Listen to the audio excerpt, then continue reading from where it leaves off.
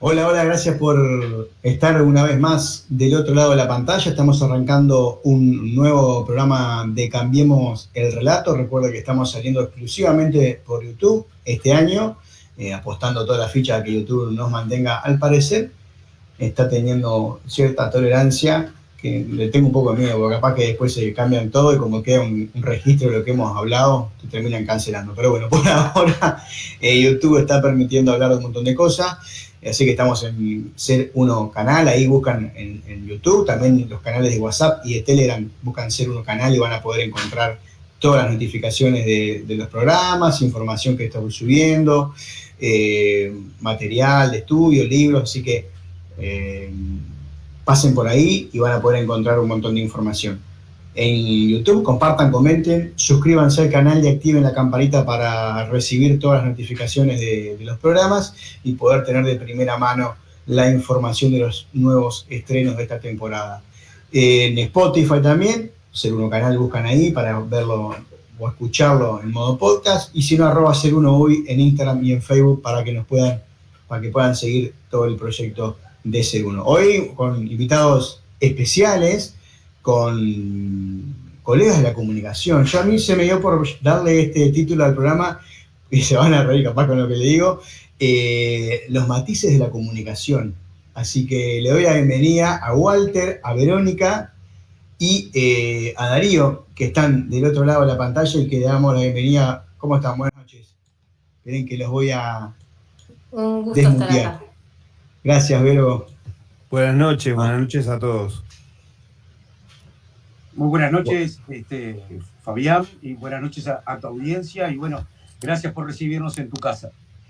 No, muchas gracias a usted también por haber aceptado. Me contacté primero con Walter y bueno, les comentaba un poco que recién lo conozco, hará un mes y algo que yo estoy siguiendo, y que bueno, es una de estas nuevas modalidades de comunicación que arrancó o que fue inspirada en lo que pasó, como este programa, ¿no? Fue inspirada en el 2020, allí en mayo arrancamos con estos programas. Y bueno, para arrancar, es algo que estoy haciendo a los invitados, la invitación y también a los columnistas del programa, brevemente, en 2 o 3 minutos, a 5 años de la declaración de la pandemia, ¿qué les dejó? ¿Qué les ha dejado estos 5 años, más allá del programa, y qué ha representado para cada uno de ustedes? Las damas Bueno, primero. si quieren Sí. bueno, ahí está, arranco yo. No, para mí un crecimiento enorme. Yo siempre pongo el ejemplo de que vivía era como un hámster dándole a la ruedita, ¿no? Mi vida era levantarme, estudiar, trabajar, planear mis próximas vacaciones, disfrutar a mis mascotas.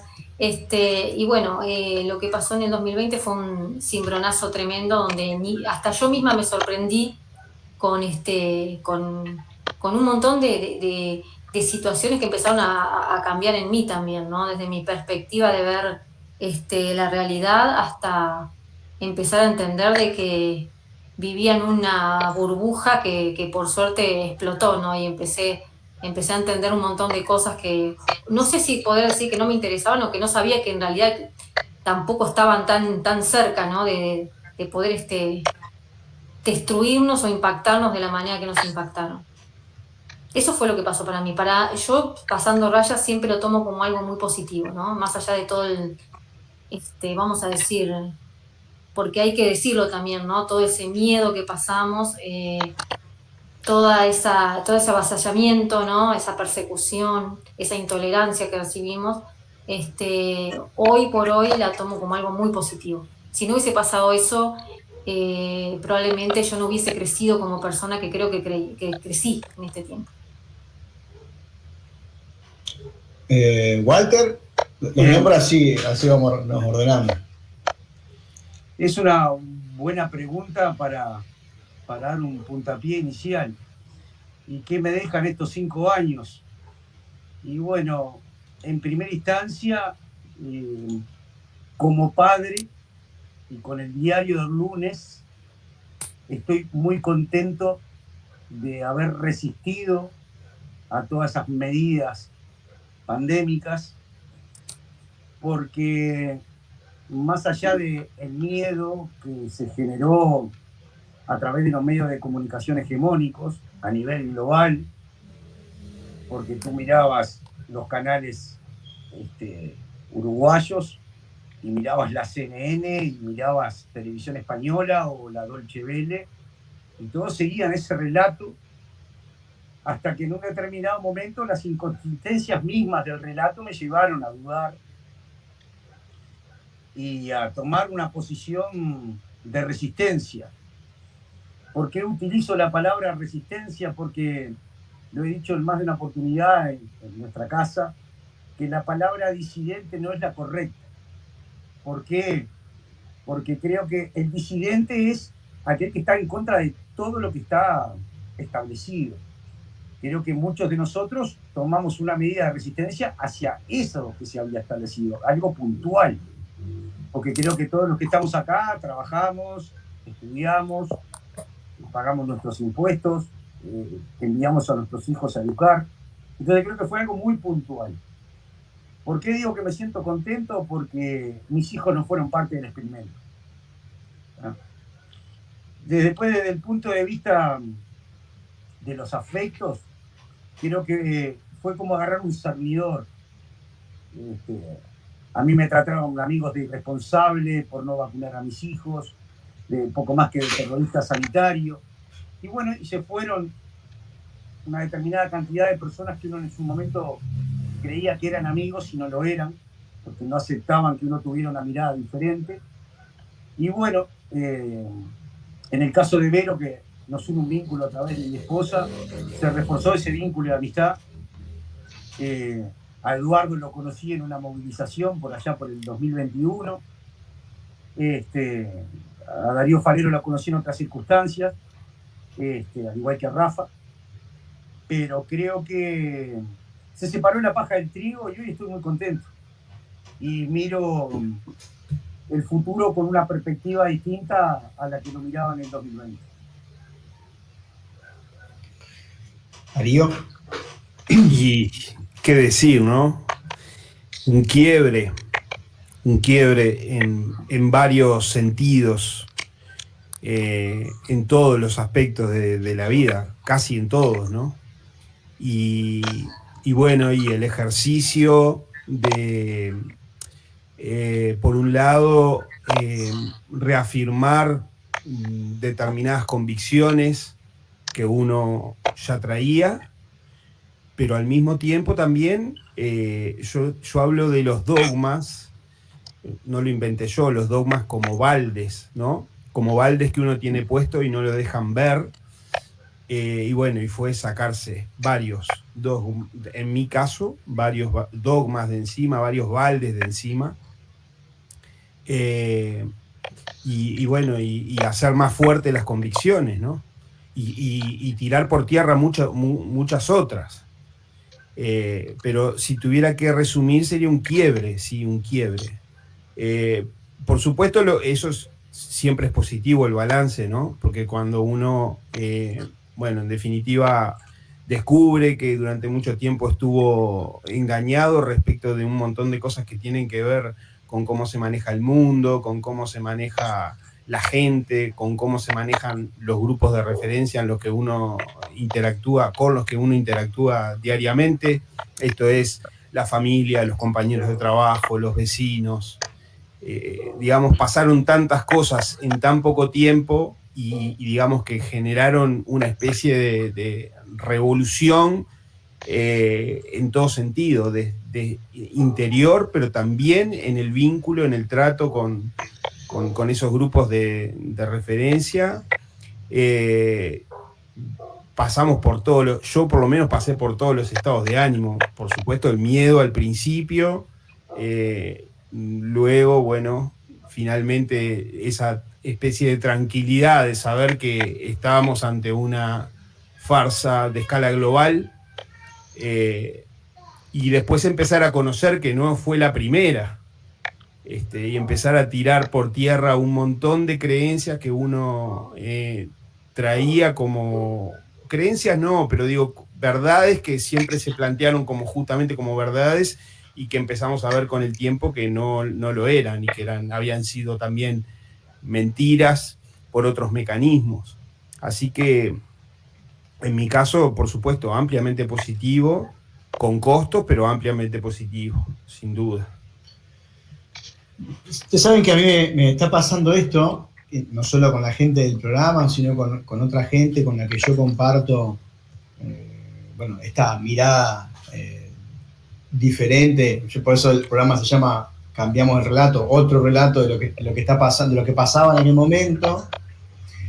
Y para mi sorpresa, o capaz que no, capaz que para ustedes no, pero quienes más resistimos a lo que estaba pasando, a diferencia de quienes tuvieron que compraron el cuento o, bueno, por distintas razones siguieron el relato oficial, de quienes más encuentro esto que decía ahora Darío, balances positivos, es de quienes cuestionaban, ¿no? Y a pesar de que fue el grupo que fue más criticado, como decía Walter, que te dijeron esto, te dijeron lo otro. Yo recuerdo cuando armamos ahí con un grupo de gente que no conocía a nadie, el grupo Educarse Tapabocas para evitar el uso de tapabocas, que mis hijos no fueron nunca, ni un solo día a la escuela con el trapo ese. También recibíamos, yo me reunía con la directora y me decían, usted no tiene miedo de tener problemas con la comunidad educativa. Y yo le decía, yo por defender a mi hijo no voy a tener miedo a nada. O tendré el miedo que tendré y me tendré que aguantar y sortearlo. Realmente no veo que nosotros, que los que cuestionábamos esto, miremos para atrás y tengamos un saldo negativo. Y creo que también es por esto de que tomamos una oportunidad para aprender más, para informarnos más, para cuestionar más, y eso ha servido a crecer, a mejorar. Y en esto que yo les invito a hablar, que es la comunicación en estos tiempos, y después de la pandemia, ¿cómo lo ven? ¿Qué cosas ustedes ven que hoy, porque hoy en día nos hemos convertido muchos en comunicadores, ¿no? Profesionales o semiprofesionales o amateur, como quieran llamarlo, pero nos hemos convertido un poco en comunicadores, en investigadores, en periodistas, por chequear fuentes, un montón de cosas, hacer preguntas. ¿Cómo lo ven ustedes? ¿Cuál es ¿Ha cambiado la forma de comunicar, más allá de lo que es la tecnología y los recursos que hay hoy en día? Yo en principio lo que he vivido con nuestro programa fue un poco fue tirarnos al agua también, ¿no? Porque yo nunca en la vida había hecho nada parecido. Es decir, como mucho había hablado frente a mis alumnos o hablo frente a mis alumnos y más nada. Y más sobre cuestiones que pueden generar tanto conflicto, ¿no? Que son tan sensibles en la sociedad. Pero de a poquito como que fuimos aceitando el asunto y todo empezó a fluir de una manera más natural, ¿no? ¿Cómo veo los medios de comunicación hoy por hoy, cómo están vistos? Yo creo que cada vez más el ciudadano se está alejando de los medios de comunicación convencionales y está buscando otras alternativas porque está entendiendo de que la verdad está siendo un poco manipulada, si no mucho, ¿no? Eso es lo que yo observo personalmente. Y sí, ha sido un desafío tremendo esto que nos pusimos al hombro con Walter y con los muchachos, pero bien, pero contenta. Antes que sigan tus compañeros, te hago una pregunta en base a eso, porque yo me lo cuestiono. Yo tengo una mirada muy cercana a lo que vos decís, de que la gente se está retirando de los grandes medios de comunicación, mas no estoy tan seguro de que salgan de los medios de comunicación para elegir contenido de calidad. A mí me parece que no sé, no te estoy cuestionando, estoy preguntando a ver qué te parece. A mí, yo tengo mis dudas de que la mayoría de la gente que se ha retirado, no sé qué pensar. No, eso no te lo puedo decir con seguridad, claro. Pero tomemos el ejemplo nuestro. Nosotros mismos, que estamos nosotros cuatro, somos un claro ejemplo de eso. Yo me alejé totalmente de los medios de comunicación y empecé a buscar otras alternativas para empezar a entender lo que estaba pasando. Así que digo, directamente con nosotros eso pasó. Y creo que cada vez se está expandiendo más esa cuestión. Creo que los medios de comunicación inclusive están sintiendo la falta de ciudadanos que los siguen, que los eligen, ¿no? O que entienden que allí está la verdad. Capaz que es un proceso que es lento o no lo veo tan lento yo tampoco. Creo que realmente se están buscando otras alternativas. Creo que la gente en sí ya no ve con los mismos ojos, ¿no? Lo que veía en ese informativo a las 7 de la tarde o a las 8. Creo que no se ve igual. Quizás, los más resabiosos como para dejar esos sean los más ancianos, los más añejos, ¿no? Como que cuesta un poco, pero dentro de la juventud o las personas de nuestra edad media, creo que eso sí se está dando. Es un punto muy personal, ¿no? Sí, estamos de acuerdo. Walter, hacemos la rondilla, así ya quedamos. Bien. Nosotros siempre utilizamos en el programa la palabra matiz, y hoy no va a faltar el matiz. Tengo un matiz con lo que dice Verónica, en el buen sentido de que tenemos que separar por franjas etarias quiénes consumen y qué tipo de consumo hay. Yo lo veo, que tengo hijos preadolescentes, que la juventud consume mucho TikTok, mucho Instagram. Yo, gracias a Dios, tengo el caso de mi hija que tiene una cuenta de Twitter y papá, mirá qué pasa con Trump. Digo, pero son cosas muy puntuales. Después tenemos una franja que va hasta los 50 años, que creo que ahí se puede generar el quiebre, que gente que ya con otro tipo de madurez ha podido o está intentando discernir dónde está la verdad, o poder tener un espacio de decir, bueno, voy a contrastar esto que me dice Canal 12 con esto que dice Cambiemos el Relato. Y después está la franja más añeja, que por un tema de que no es amigable con la tecnología, le pasa a mi mamá. Te voy a poner un caso. A mí siempre me gusta traer ejemplos del diario vivir. Mi mamá un día me llama en el 2021 y me dice asombrada, nene, dice, estoy escuchando a un hombre putear en la radio, dice, hablando de las vacunas. Digo, sí, es Esteban Queimada. Cuando Esteban se retira de la radio tradicional, mi madre no lo pudo escuchar más. Claro. Entonces, ¿qué pasa? Esa gente o no quiere, en el caso de mi madre, no quiere, pero hay mucha gente que tampoco se lleva muy bien con la tecnología.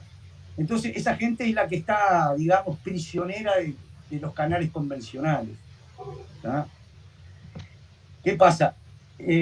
¿A dónde nace el matiz? Y el matiz creo que nace, y lo voy a traspolar a lo que sucedió en las elecciones nacionales.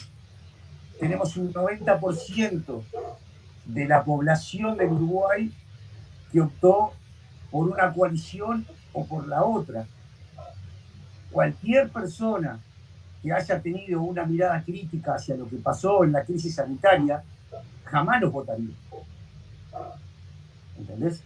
Entonces, yo creo que viene por ahí el tema. Yo creo que parte del consumo que se pueda estar llevando hacia otros estadios, como puede ser TikTok, las redes sociales en su totalidad, no significa que toda la gente utilice la red como una fuente de información para contrastar o poner blanco sobre negro. ¿No? Ese es mi punto de vista, y me matizo un poco por lo que dice Vero. Pero sí creo que hay un despertar lento, porque me sucede de que gente que me conoce empezó a ver el programa, nunca había escuchado esto. Gente que me escribe a veces y me dice, ¿quién es Anthony Fauci, por ejemplo? porque veo que vos has subido, yo soy muy de subir estados muy urticantes en mi WhatsApp, y mucha gente le ha picado el bicho de la curiosidad y mucha gente ha visto el programa. Pero también creo, y te lo llevo otra vez al diario vivir, yo pago todas mis cuentas en un local de cobranzas, y la chica que está ahí en la caja, que la tiene muy amablemente, me dice, sigo tu programa, pero no lo puedo ver, dice, porque me da miedo.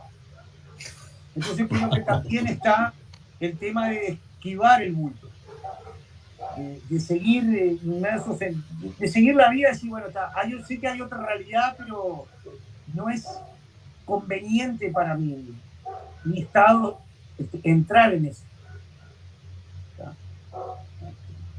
Es quizás lo que hace el efecto porque en su momento la gente no actuó por miedo y ahora tampoco actúa por miedo, porque tiene miedo de descubrir que eso es lo que yo veo muchas veces, ¿no? Hay como una disonancia ahí cognitiva en el sentido muy, muy fuerte de esto de que sé que hay algo de lo que me convencieron que no era así y me da mucho miedo encontrar que realmente fui engañado, ¿no? ¿Qué pensás vos, Darío? Sí, la mentira, bueno, ahí está el refrán, ¿no? Es más fácil engañar a alguien que convencerlo de que fue engañado. Sí, totalmente. Y tiene, bueno, tiene un correlato en la mismísima realidad. Es innegable eso, ¿no? Y todos tenemos de repente algún caso cercano que aplica a esa máxima, a esa premisa. Yo no estoy tan seguro de que haya una cuestión con las edades por el propio hecho de las edades. Me parece que tiene más que ver con el acceso a la tecnología, a las redes en este caso, o a la capacidad de acceder a las herramientas que hoy están en la mano. Todos, prácticamente todos, tenemos en la mano esta herramienta fantástica para buscar información. Algunos con más buenos resultados que otros, pero lo que me gusta destacar del tema de la edad, de las edades en particular, es la capacidad de discernimiento que sobre todo los más veteranos tienen intacta en la mayoría de los casos.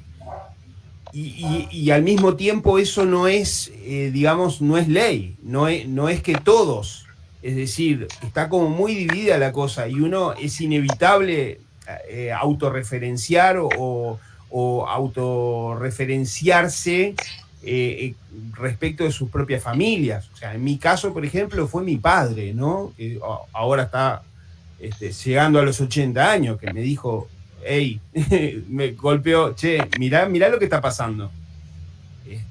Muy poco tiempo después de iniciada la cuestión. Y en cambio mi madre, que tiene apenas un año menos que mi padre, no hubo caso. Entonces a mí, mi experiencia personal tiene que ver también con un poco no sé si decir la frustración de no lograr encontrar los mecanismos para hacerle ver a los demás lo que yo estaba viendo, lo que mi padre me había hecho ver, y eso generó muchísima impotencia, ¿no? Y creo, además, lo ato con el hecho de que veo muchísima gente que está absolutamente en otra, ¿no? Que ya ni siquiera es presa de los informativos, del relato oficial o del relato único, oficial y obligatorio que difunden, que infunden en realidad, porque no es difusión, sino están infundiendo miedo generalmente. Creo que hay un sector de la población, generalmente el que está más cómodo, entre comillas, que tengo la impresión de que entre el informativo, el periodismo de investigación o los programas de periodismo de investigación la comunicación ciudadana, que es lo que nosotros pretendemos hacer, siempre opta por la serie, por Amazon Prime, por Netflix, por la serie, ¿no? Y a veces en la serie le están diciendo lo que está pasando en la vida real, pero el tipo lo toma como que es parte de la ficción. No, eso el famoso privado negativo, ¿no? pasa en las películas, no nos pasa, Claro. ¿no? Mirá si va a pasar, no va a pasar a nosotros. Entonces, es como una gran ensalada, ¿no? Donde hay de todo y donde, por eso yo hablaba hoy del tema de los dogmas, se rompe aquello de que el más inteligente, el más capaz, el más formado, el que tiene más títulos, es el más calificado para hablar de tal o cual cosa, o es el que tiene la verdad sobre tal o cual cosa. Entonces vimos, lo contaba el otro día con unos amigos, una neumóloga, una vecina neumóloga, con muchísimos años de carrera, con 2 tapabocas. Claro. Entonces, y muerta de miedo, ¿no? Cuando, digamos, al mismo tiempo vimos a el mozo del bar que se reía cuando le hacíamos bromas a propósito de aquello de, che, el virus este que te ataca si estás parado, pero no te hace nada si estás sentado en la mesa comiendo. Entonces, hay de todo. En esto hay de todo. No sé si me animo a categorizar o a encasillar a determinados grupos, tal vez sí por la edad, pero para mí tiene que ver más con digamos, la calidad o el tipo de educación que tuvieron, donde la información había que buscarla, hacer el ejercicio de buscarla, de revisar libros, de ir a la biblioteca, de hablar con los profesores. En cambio ahora, estas generaciones más nuevas tienen acceso a un montón de información en la mano y sin embargo optan por otra cosa, ¿no? No quiero generalizar, pero lo veo por ese lado. Por eso hace más complejo todavía, porque muchas veces no sabes a quién le estás hablando o para qué sector de la población. Cuando uno segmenta el mercado, es decir, dice, bueno, le voy a hablar a los jóvenes, o le voy a hablar a los veteranos, o le voy a hablar a los trabajadores, se vale de esa categorización para, digamos, adecuar el discurso, el relato, el mensaje a ese tipo de público. Pero sí, tengo mis dudas de que eso esté funcionando ahora, ¿no? Me parece que eso complejiza porque nos obliga a ser más, no sé si decir más genéricos, más abarcativos a la hora de comunicar. Y eso, bueno, obviamente es un gran desafío, ¿no? Un gran desafío para quienes, no siendo periodistas, yo siempre digo, el periodista, bueno, sí, capaz que es el que tiene título o que estudió periodismo, pero el periodismo yo entiendo que es una disciplina que se ejerce valiéndonos de estas herramientas tecnológicas, pero también de las que nos enseñaron siempre en la escuela, el lenguaje, la escritura, bueno, la capacidad del habla, y bueno, así lo veo, ¿no? No está fácil, no está nada fácil. Justo ahí al final de tu participación decías algo que para mí es fundamental, que hoy en día es, y que también interactúa y afecta con lo que es la comunicación, es el lenguaje, ¿no? Y cómo afecta y es importante no solo el poder expresarse bien, el poder comunicarse, el poder desprender una idea y que la gente lo entienda, sino como hay palabras que se han cargado de cierta subjetividad. Yo que sé, pongo el ejemplo de inclusión, a veces uno dice inclusión y con todo lo que hay atrás de esa palabra, uno lo piensa 2 veces antes de decirla, o qué sé yo, palabras que hoy en día se utilizan mucho, que son simplemente palabras, pero que al final de cuentas no son simplemente palabras, que atrás traen un montón de bagaje, que se han cargado hasta de emocionalidad tan fuerte que nos terminamos cuidando en qué palabra decimos, ni que hablar cuando en las redes sociales, o mismo acá en YouTube, había esa fuerte censura en donde uno no podía decir vacunas o no podía decir pandemia. Entonces, a veces me hace acordar, yo no lo viví porque yo soy muy joven, pero cuando en la época de la dictadura la gente, las murgas o los músicos disfrazaban sus letras, salvando las distancias, ¿no? Entre un artista y yo, por ejemplo, que soy un inútil hablando, pero disfrazando las palabras, diciendo cosas, y cómo también eso complejiza el lenguaje porque no termina siendo directo. Y disfrazar la comunicación termina también segmentando a quien te va a escuchar, ¿no? Claro.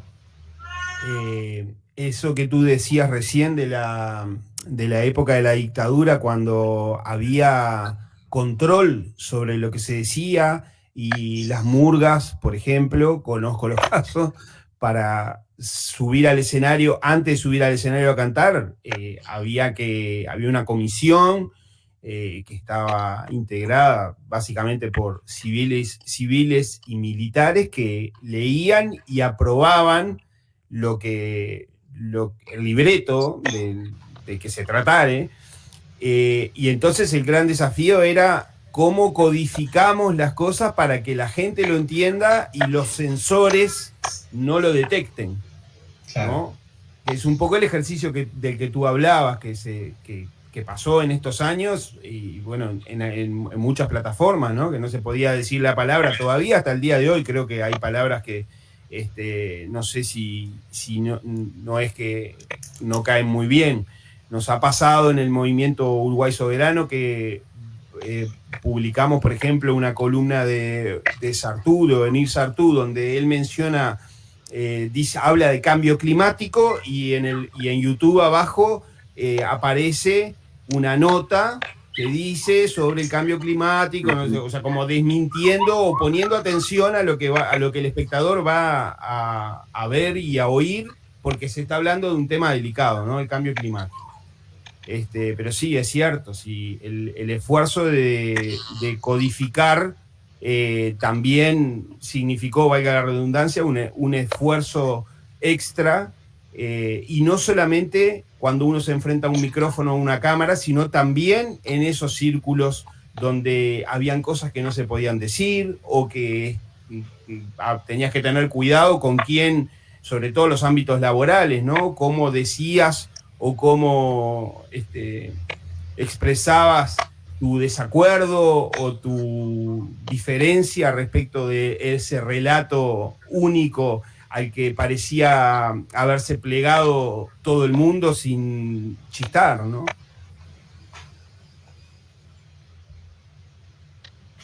Bueno, sí, yo comparto lo que dice Darío, es verdad.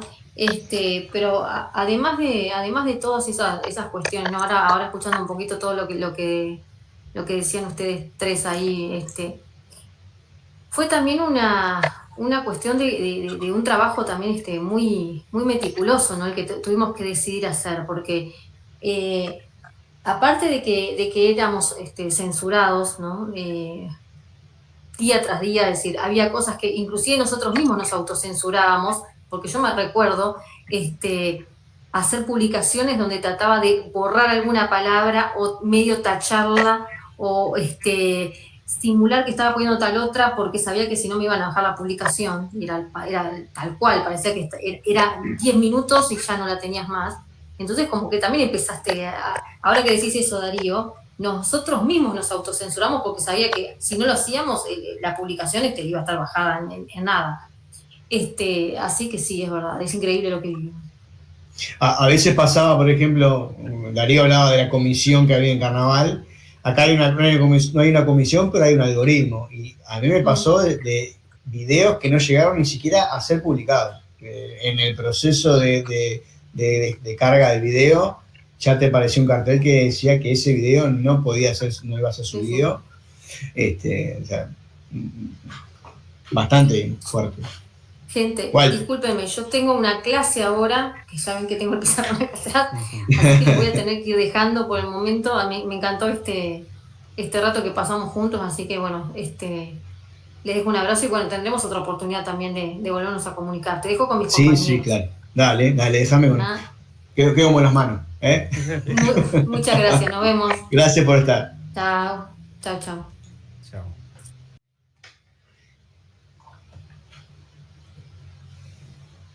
Walter, Estoy acá. no, que si querías comentar algo de lo que estábamos hablando ahora de los desafíos de la comunicación en estos tiempos. Yo creo que ahora es más sencillo ya. Ahora es más sencillo. Nosotros arrancamos en el 2022 en formato radio, en Radio Cuervo Uruguay.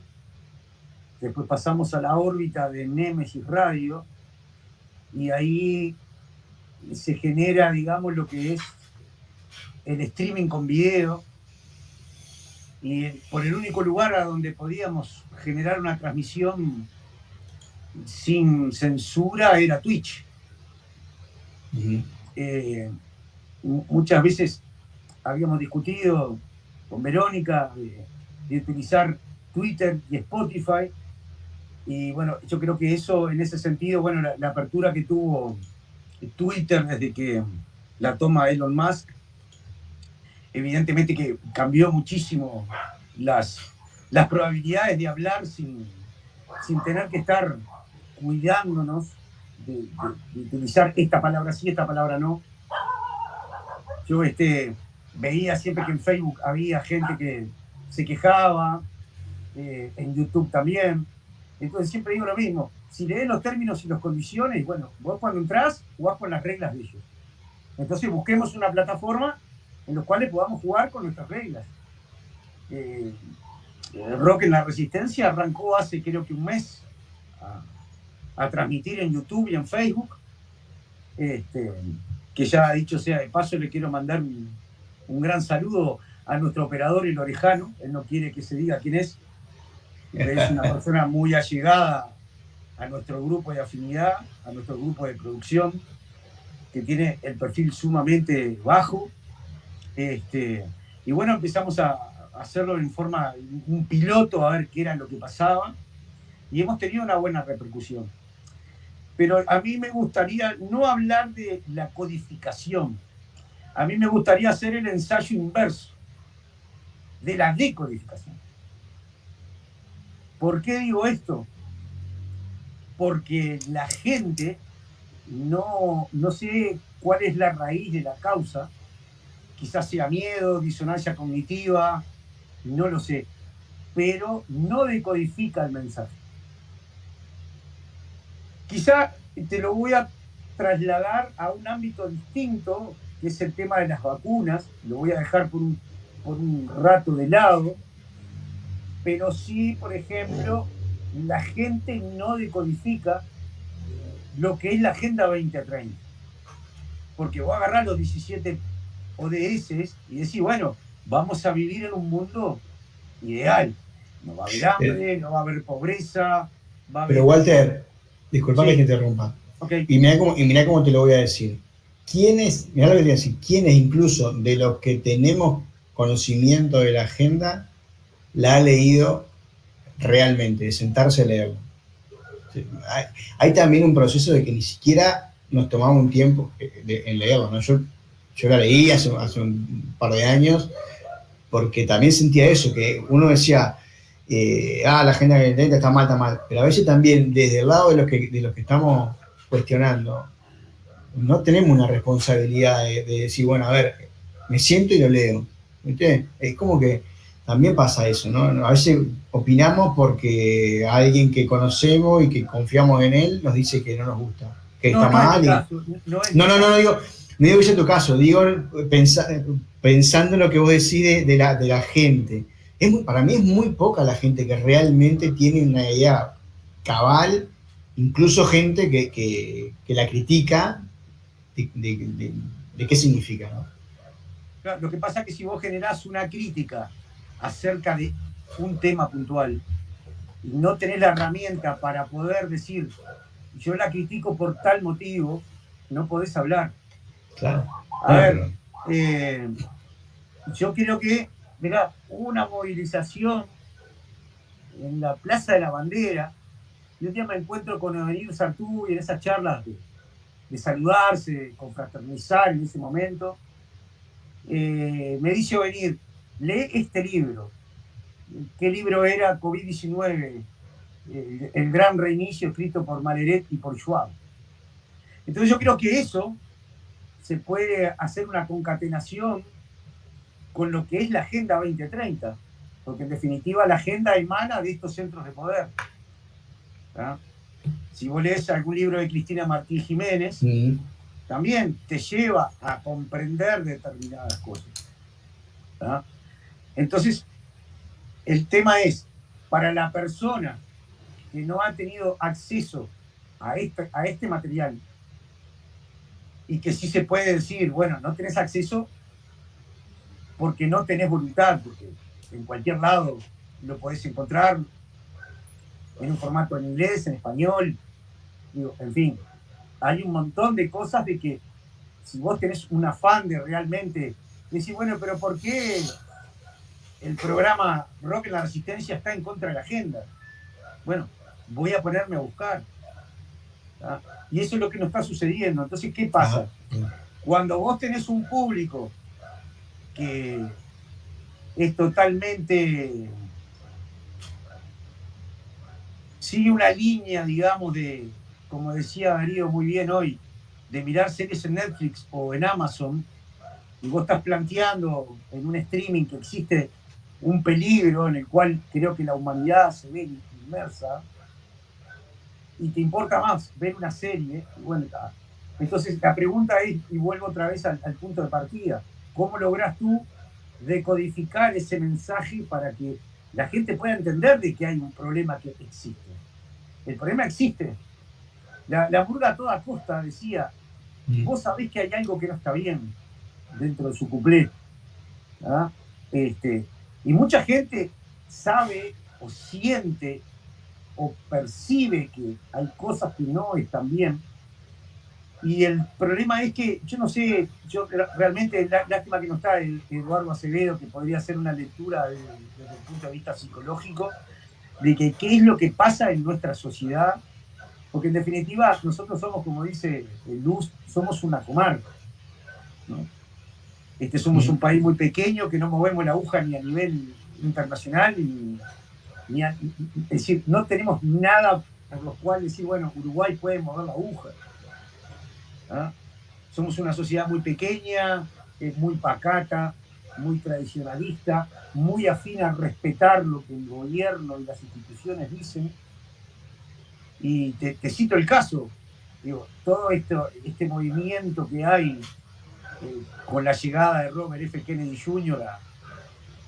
al Ministerio de Sanidad americano, digo, eso ha recorrido el mundo. Entonces digo, ¿cómo la gente no lo ve? Porque no tenés interés. Entonces ahí vuelvo al tema de no a la codificación, sino a la decodificación. ¿Cómo decodificás 5 años en una hora? ¿Cómo te sentás a hablar con una persona que dice, no, yo me di 5 vacunas y las vacunas salvaron vidas? Y hubo tantos casos de muertes por COVID. Tenés que empezar a explicarle quién es Cary Mullins, qué era el PCR. Te podrás imaginar que hay un montón de pasos. ¿Qué es un ciclo de corte? Exactamente, es muy complicado. Yo no quiero volver mucho al tema de las vacunas. Me gustaría centrarme más en la realidad. Déjame hacerte una pregunta relacionada con esto, y como mencionaste la comarca, que somos, porque es también uno de los argumentos que la gente te dice cuando vos le querés tirar algo de esto, y te dice, bueno, está, pero somos Uruguay, somos chiquitos y no cambiamos nada y tenemos que agachar la cabeza y seguir para adelante. A resumen, muy caricaturesco, pero la respuesta va por ahí. Yo lo que veo, y lo vengo viendo desde hace tiempo, a mí yo participo en redes acá y no mucho más, pero sí estoy en muchos grupos y leo muchas cosas. otro desafío que hay con el tema de la comunicación, que es la comunicación dentro de la comarca, que es lo que cuestionamos. Llamarle resistencia, llamarle disidencia, llamarle los que conspiranoicos, poner el nombre que quiera. En el que dos personas están leyendo lo mismo o están mirando lo mismo y dos personas tienen dos miradas totalmente diferentes de lo mismo, y eso termina generando toda una ruptura y un conflicto o sea, el otro día en el programa con Aldo, que estuvo acá, y que estaba Fede también, Fede Isabela, decíamos con Fede, qué fácil que somos, qué fácil nosotros tenemos la costumbre, capaz que también es por todo lo que nos han metido en la cabeza, de dividirnos, ¿no? Y qué fácil los malos, entre comillas, se unen, ¿no? Porque se podrán pelear un montón, pero cuando se tienen que unir Rusia y Estados Unidos, se unen, ¿no? Por poner un ejemplo, ¿no? ¿Cómo ves eso vos, Walter y Darío? Es un desafío también la comunicación interna. Yo creo que se ha hecho difícil el poder, yo no digo hacer un bloque, pero sí de coordinar ciertas cosas en común cuando ya hay una mirada diferente o que alguien hace algo que yo entiendo que está mal, y ya eso es totalmente reprochable, y ya te pongo en otro lado, y ya no vale todo lo que hiciste, sino lo último. Yo le pongo, lo he dicho, creo que lo compartí, el síndrome del golero, ¿no? Estás 90 minutos tajando, te metiste una porque, no sé, estornudaste y te rebagaste y te comiste un gol, y ya la gente se queda con el gol que te comiste. Claro. Bueno, si me permitís, Darío, porque me gustaría poner, sí, claro, arrimar el bochín. La fragmentación la vivimos en carne propia. Porque nosotros en el programa nuestro tenemos una voz científica como es la profesora Verónica García, una persona especializada en un montón de temas. Digamos, profesora de qué, porque capaz que los que están acá en el programa no. Verónica es profesora de física, profesora de química, profesora de ciencias exactas, tiene títulos, fue profesora universitaria. Verónica tiene una gran expertise en muchas materias y es nuestra voz de referencia.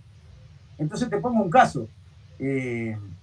La división generó, ¿existe o no existe el virus? Para mí existió. Claro. La proteína Spike y la iglesia del grafeno. Te voy a poner un caso que nos pasó hace unos meses atrás. En el programa nuestro tuvo Natalia Guay. Un programa muy líquido, complejo de llevar adelante. Y te digo esto. Le digo a Natalia igual, ¿vos estás vacunada?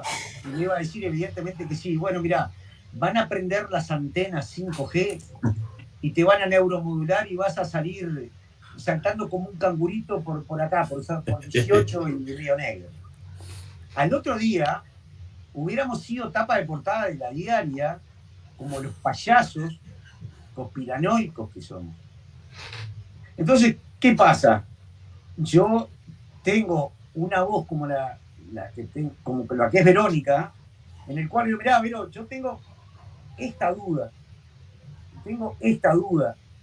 ¿me podés guiar?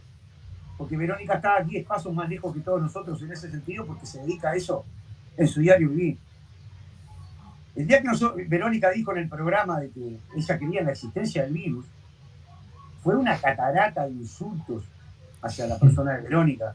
Digo, creo que fue la noche que bloqueamos más personas que me llamaron al otro día del programa insultando, gente que tuve que bloquear.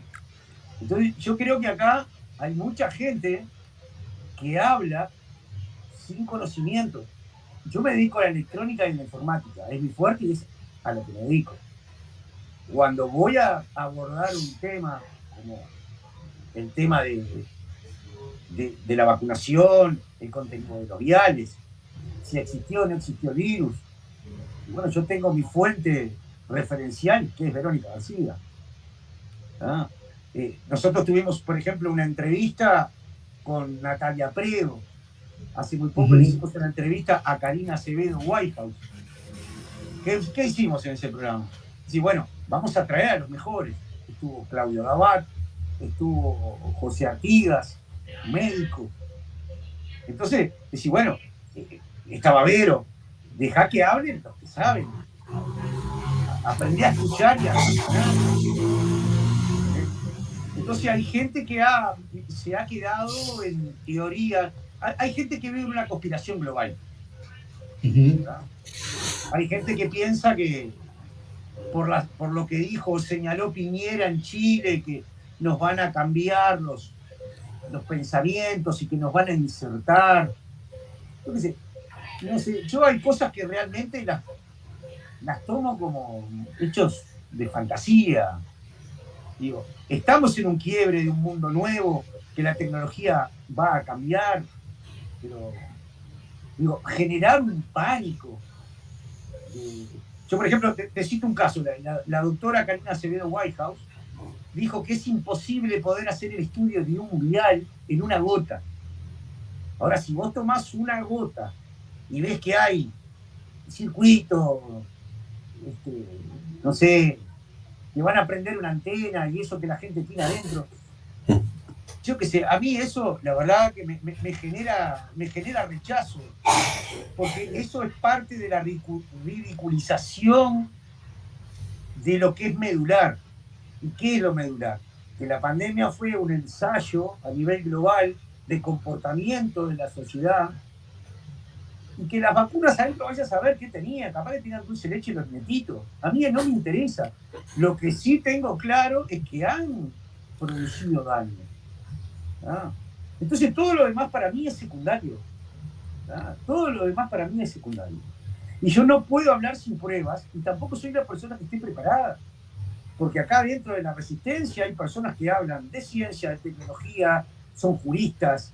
No, vos dedicate a lo que sabés. Y si no sabés, dejá a la gente que sabe. ¿Entendés? O por lo menos, es mi perspectiva. O por lo menos... Es la visión de Walter Ferrero, ¿no? A mí me pasa, y ya le vamos a dejar a Diego, que hace como 20 minutos que está No, escuchando. tranqui, pero, a mí me pasa muchas veces, yo soy una persona que me comunico con mucha gente de distintas disciplinas. Bueno, Claudio Martínez de Bat tiene una columna acá en el programa, o sea, y yo lo agradezco porque cada vez que está él, yo me pongo a escuchar. Es el único, porque digo, no sé ni qué preguntarte en algunos momentos, ¿no? Entonces Claudio me mira y me dice, ¿vamos bien? Sí, vamos bien. Pero a veces me quedo porque me estoy entendiendo, estoy aprendiendo un montón de cosas. Y desde hace un tiempo a esta parte, viendo lo que lo que estamos hablando ahora, de cómo a veces nos gana el ego, me parece, muchas veces, y creemos que el cuestionarlo todo también implica el opinar de todo. Y uno no puede opinar de todo porque primero que no te da el tiempo para aprender de todo, ¿no? Entonces, yo soy muy de... yo puedo decir, mira, viene alguien y me dice, ¿qué te parece el grafeno? Bueno, mira, a mí me parece que es tal cosa. Pero tengo tal persona, mirá los videos que hace de Claudio, o mirá de tal otra disciplina. O sea, a veces creo que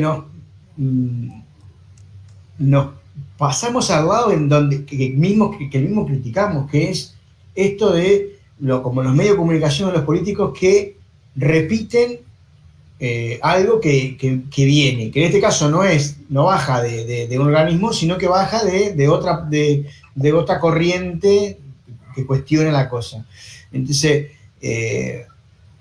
estaría bueno, es lo que yo siempre digo, cambiar todo no se puede. Entonces, mi postura para esa situación es, bueno, si yo sé que viene alguien y me dice, che, ¿cómo hago una pila autorrenovable? Y mirá, yo conozco a Walter que sabe electrónica, te paso con él. O tengo amigos que son médicos que trabajan con medicina integrativa. Yo trabajo con medicina alternativa, pero digo, mirá, si vos querés un médico, tengo a este. O sea, es como que a veces, en el afán de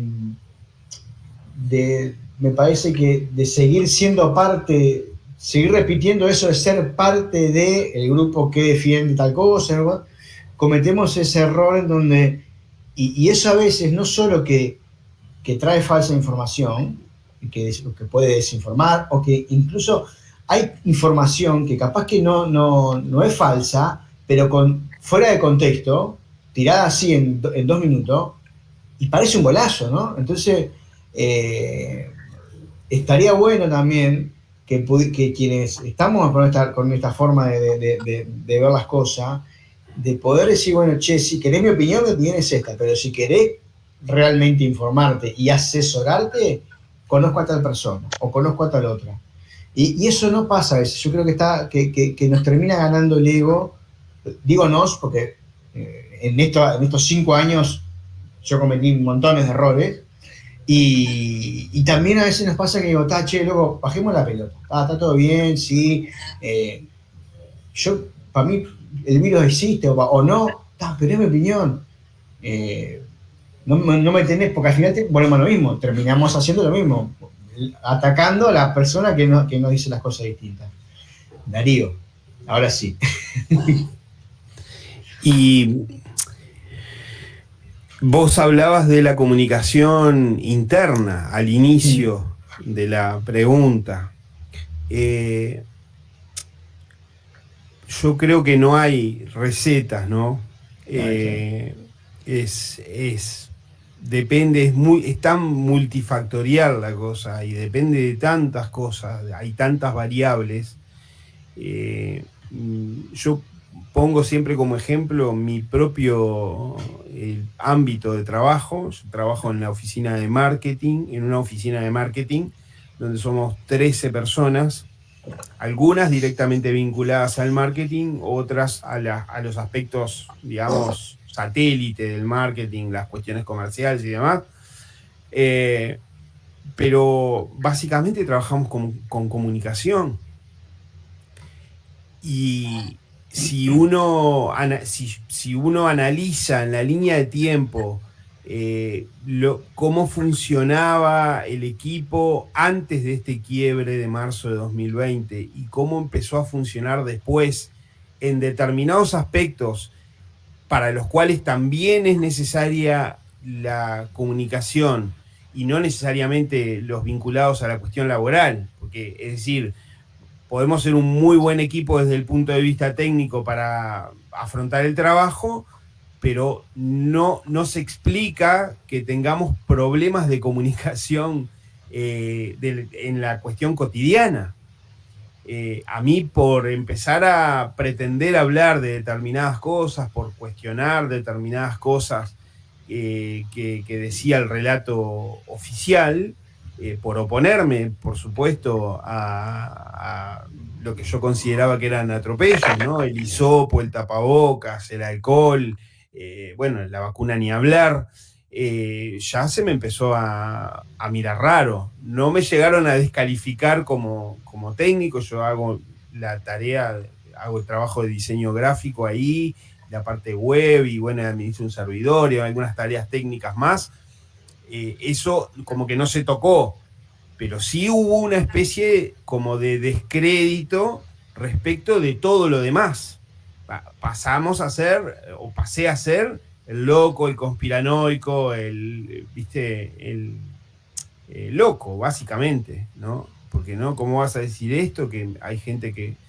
Entonces, la cuestión interna muchas veces es más compleja y tiene que ver también con lo que decíamos al principio con respecto a nuestras propias familias, ¿no?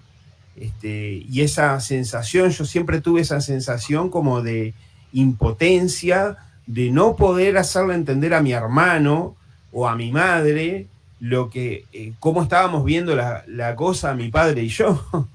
Y la familia quedó como dividida. Por suerte, ahora se recompuso la relación, digamos, volvió a un estadio en el que sabemos cuándo tenemos que aflojar con determinado tema y cuándo, bueno, esto no se hable más porque ya pasó y lo que se hizo, ya se hizo. Las 5 dosis de Pfizer que tiene mi madre arriba, no se las puedo sacar. Una persona con casi 80 años, cardíaca, bueno, con una CB encima y todo, también, ella también hace uso de eso y me dice, viste, me di 5 y todavía sigo viva. Bueno, la película todavía no terminó, ¿no? Pero en lo macro está la cuestión de la ingeniería social de por medio, que para muchos es algo nuevo. Es decir, probablemente si vos antes de 2020 le pedías a una persona que te nombrara, que enumerara los tipos de ingeniería que conocía, era prácticamente improbable que alguien te hablara de ingeniería social. Y en definitiva, lo que ha hecho la ingeniería social en estos años es demostrar la vigencia, la actualidad, digamos, la validez más que nunca de ese viejo precepto, esa vieja premisa, el fundamento estratégico del Imperio Romano, ¿no? Divide y vencerás, o divide y reinarás.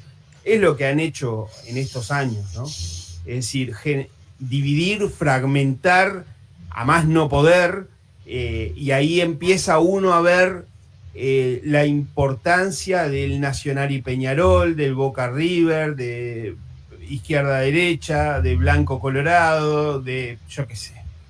Y así todas las categorizaciones que se nos puedan ocurrir. Entonces, comunicar hacia la interna es un gran ejercicio de paciencia, ¿no? Comunicar hacia la familia, a los hijos, a los vecinos, un gran ejercicio de paciencia, de tratar de entender al otro, de tratar sobre todo de hacerle ver que la diferencia de opinión, en realidad, cuando uno insiste con algo, lo hace por el bien del otro. Y ellos usan el mismo, cuando digo ellos, digo los que estaban, digamos, de la otra vereda, usaban la misma premisa, y eso se utilizó como un recurso de comunicación, aquello de nos cuidamos entre todos, o no, yo hago esto, aplico estas medidas porque te quiero cuidar, porque quiero cuidar a mi abuelo, porque quiero cuidar a mi padre, y entonces no lo abrazo, no lo veo de lejos a través de un vidrio, ¿no? ¿Cuántos casos de esos hubo? Cosas que pasaron y que hoy, vistas en perspectiva, digamos, son insostenibles. Yo creo que hoy en día, más allá de con qué canal te informes, qué serie prefieras, qué diario leas o qué red uses, hay un montón de cosas que ya no van a volver a pasar. O que uno cree, yo apuesto a que no van a volver a pasar. Hablo concretamente de, bueno, lo que pasó con las vacunas. Es decir, más allá de que los medios se empeñen en negar una realidad que estamos viendo, hay médicos que la están viendo, hay gente que en silencio está viendo lo que está pasando. Bueno, están las estadísticas, ni hablar, ¿no?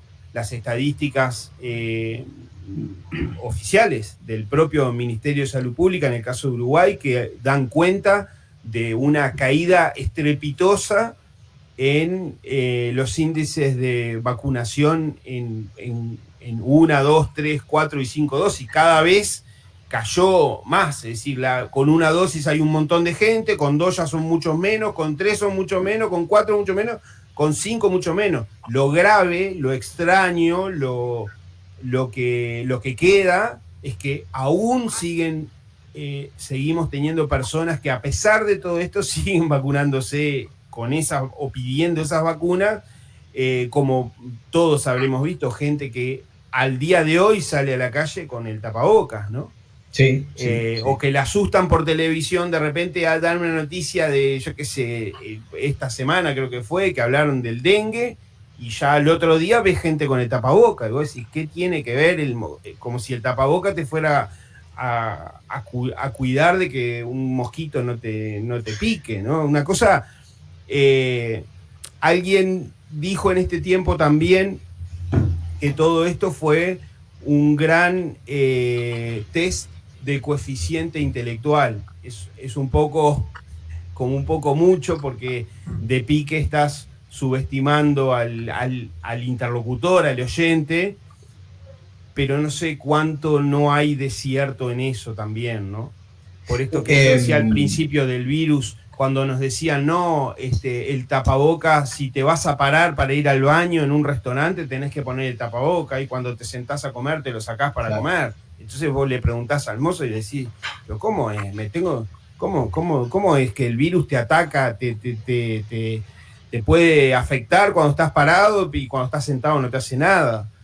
Entonces, la importancia, ¿no? La importancia de comunicar bien, y sobre todo la evidencia clarísima del poder inconmensurable que tienen los medios de comunicación, que fueron una pata fundamental para que esta farsa global fuera posible, ¿no?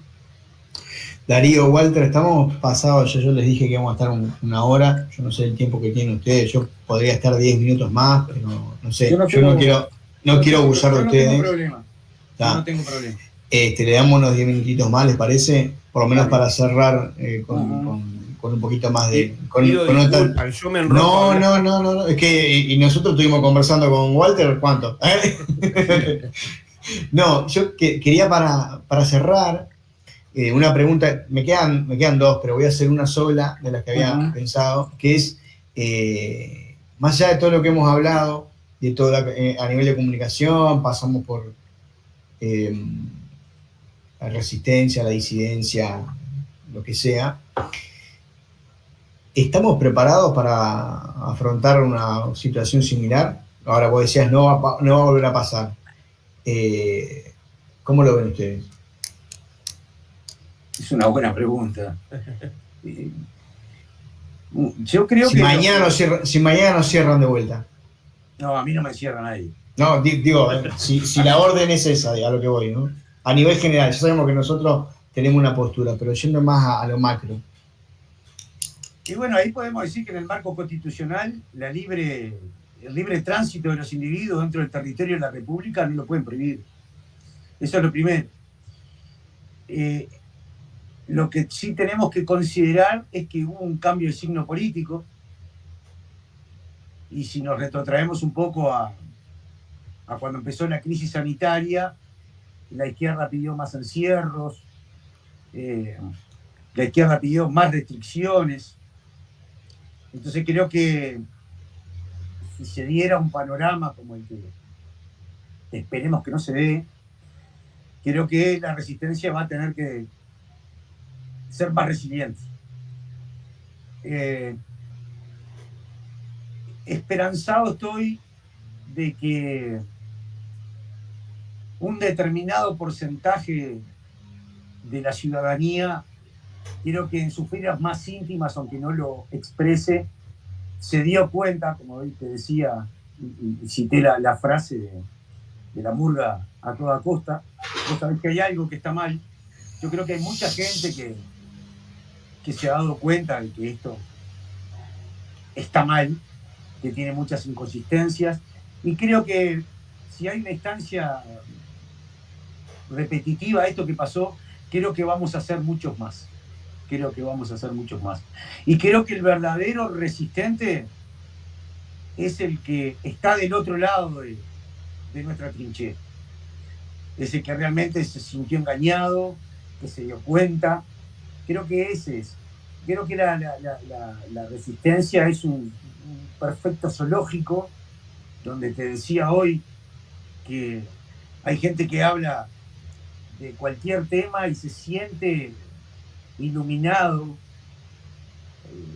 por no sé quién, de tener la libertad de hablar y de decir cosas que no tienen ni siquiera la más pálida idea de lo que habla. Porque, por ejemplo, si en materia de... Ahora está, por ejemplo, el caso del sí o no a la vacuna obligatoria. hay mucha gente que habla y entonces, bueno, dejemos a los que saben. Digo, un abogado por algo estudió. Pero vos no crees que más allá de las diferencias que puedan haber ahí hoy en día, y en el contexto de esta pregunta, no vas a necesitar a esa gente o va a haber una capacidad de correr eso y decir, bueno, tenemos que ir pastelados todos juntos, o eso no va a pagar? Yo tengo una mirada muy crítica y siempre lo dejo muy expreso en el programa. Uh-huh. Y capaz que a tu audiencia no le gusta, pero bueno, yo trato de, en el acierto o en el error, expreso lo que siento y lo que pienso. Que no todos somos lo mismo. ¿Y a qué voy? A que para muchos la pandemia fue... Es decir, viste que hay una frase que dice, en las crisis no todas las personas se ven afectadas. Hay un nicho de personas o hay un grupo de ellas que aprovechan la crisis.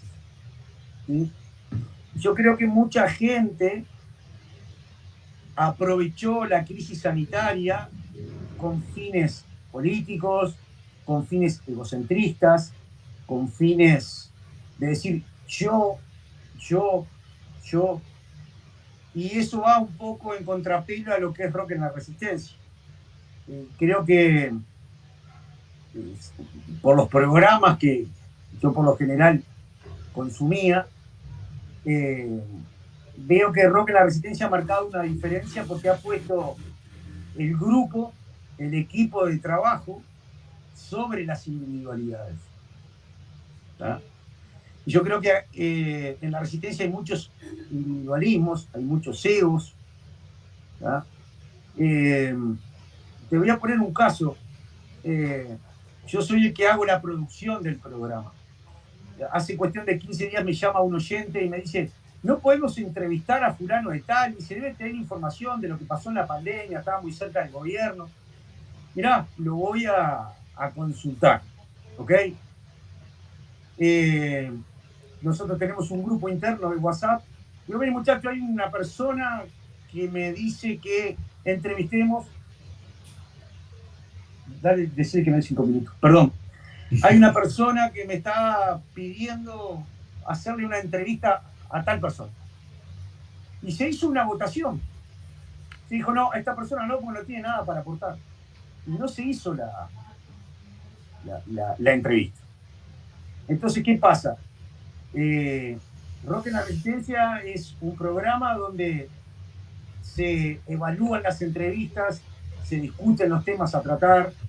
Lo único que quizá soy un tanto intransigente con el tema de la música. Pero... y no va a poner cumbia con el nombre que tiene, no va a poner salsa. Pero después creo que se ha formado, yo, Walter Ferrero, soy parte de un engranaje que es Rock en la Resistencia. ¿Ah? Es una persona, un voto. No importa la antigüedad, no importa cuánto tiempo hace. El caso de Darío, que hace muy poquito que se incorporó. Darío se incorpora porque un par de comunicadores me llamaron diciéndome que Darío tenía mucho para aportar. Y mucha gente de la audiencia le gustó la impronta de Darío y lo sumamos al grupo. Entonces creo que eso demuestra de que todos somos un engranaje dentro del programa. ¿A qué voy? A que yo me cansé de los personalismos. ¿Ah? Me cansé. Entonces yo creo que si hay una instancia, que esperemos que no la haya, tengo muy claro que quizá podamos ir hacia o confluir en un mismo punto, pero yo voy a ir en la vereda del frente. ¿Ah? Porque estos 5 años me permitieron evaluar quién es quién. Uno tiene quizá un acercamiento hacia determinadas personas por su actuar y por su coherencia a través del tiempo. Entonces creo que esperemos que no suceda, pero esa por lo menos es ese es el camino que yo voy a tomar. ¿no? Impecable. Ese es el camino que yo voy a tomar. Darío, tenemos 5 minutos. No sé si... Voy a tratar de ser sintético y breve. Yo creo que si volviera a pasar, indefectiblemente tendría que ser con otra cosa. Es decir, lo del virus y la vacuna y el encierro y no sé qué, no la veo. Tal vez lo intentan, tal vez lo intenten, pero no creo que les vaya a ser tan sencillo como esta vez. Yo tengo bueno, no es mía, es una convicción, es un dato de la realidad. La nueva pandemia es la instalación del relato del cambio climático. Y ahí, bueno, podemos hacer varios programas sobre eso, ¿no? Pero de vuelta, y tiene que ver con esto también de que hay temas que son tan técnicos o tan científicos que, bueno, que pues nada, uno tiene que apelar a que se dé la discusión, que no fue lo que pasó en estos años. Lo que pasó en estos años es que tras el argumento de que no, esto es ciencia, nosotros creemos en la ciencia, lo que se hizo fue exactamente lo opuesto. Es decir, se silenció en pos de, digamos, respetar a la ciencia, se silenció justamente el debate científico. Y entonces hubo, a lo largo y ancho del planeta, un montón de científicos y de gente de ciencia que tenía digamos, una visión distinta, no sé si opuesta, pero sí distinta, con distintos enfoques respecto de cuál era la salida o qué era lo que estaba pasando, y como al poder económico no le convenía, digamos, que ese relato que estaba muy bien instalado fuera cuestionado, bueno, no hubo, en pos de la ciencia no hubo ciencia, o en pos de la ciencia no hubo debate científico. Entonces creo que si volvieran a intentarlo, tendría que ser con otra cosa. Creo que somos muchas más las personas en el mundo hoy, después de 5 años, que entendemos que hay intereses económicos muy fuertes realmente, que operan a nivel global, y entonces la dicotomía hoy ya no es izquierda o derecha, y ahí quizás en varias partes del mundo estamos viendo muestras de esto. Podríamos decir que Estados Unidos es una, podríamos hablar de varios países de Europa, de Rumania, que tenemos información de primera mano, nos consta que hay un importante sector de la población que está entendiendo hoy que izquierda y derecha son categorías perimidas, y que las nuevas categorías acaso sean globalismo versus soberanismo. Me parece que va a ir por ahí la cuestión.